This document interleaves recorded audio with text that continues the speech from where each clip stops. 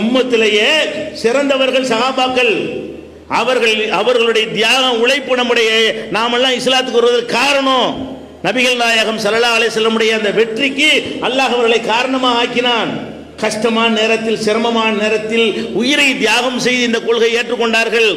நபிகள் நாயகத்தோடு இணைந்து நின்று மரணம் தான் கிடைக்கும் என்று நினைக்கக்கூடிய போர்க்களங்களில் எல்லாம் வீரதீரமாக போராடி இந்த மார்க்கத்தை நிலைநாட்டினார்கள்.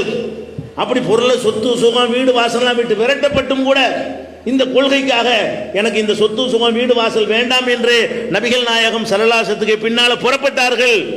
புறப்பட்டு வந்தவர்களை அகதிகளாக இருந்த மதீனாவில் இருந்த சஹாபாக்கள் வீட்டில் பாதி, சொத்துல பாதி, சுகத்துல பாதி, ஆடையில பாதி, பண்ட பாத்திரத்தில் பாதி, இந்த அனைத்திலையும் பிரித்து கொடுத்தார்கள்.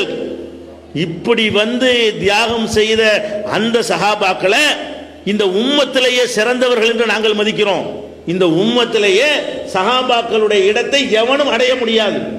அதே நேரத்தில் அல்லாஹ்வுடைய ரசூலை சஹாபாக்கள் அடைய முடியாது. நாங்கள் எப்படி அழகா வச்சிருக்கிறோம், இந்த உம்மத்திலேயே உன்னுடைய அபு ஹனீஃபா, உன்னுடைய ஷாஃபி எல்லாம் அபூபக்கருடைய கால் தூசிக்கு சமமாக மாட்டார் என்று நாங்கள் மதிக்கிறோம். நீ சொல்லக்கூடிய கஸாலி, இப்னு அரபி, இந்த கிர்கன் எல்லாம் அவர்களுடைய மலைஜலத்துக்கு கூட சமமாக மாட்டார்கள் என்று நாங்கள் மதிக்கிறோம். அந்த அவ்வளவு உயர்ந்த இடத்தில் வைத்தாலும் ஒரு சஹாபி ஒரு சட்டத்தை சொன்னால் அது வேற, உங்களை மதிக்கிற விஷயம் வேற. ரசூலுல்லாஹ்வுடைய இடத்துல உங்களை எப்படி வைப்போம்? உங்களுக்கு என்ன வஹியா வருது? சஹாபாக்களுக்கு அல்லாஹ்விலிருந்து செய்தியா வருது? உங்களுக்கு அல்லாஹ்விலிருந்து செய்தி வர்ற மாதிரி வந்துருமே. பின்பற்றுவது ரசூலை மட்டும்தான்.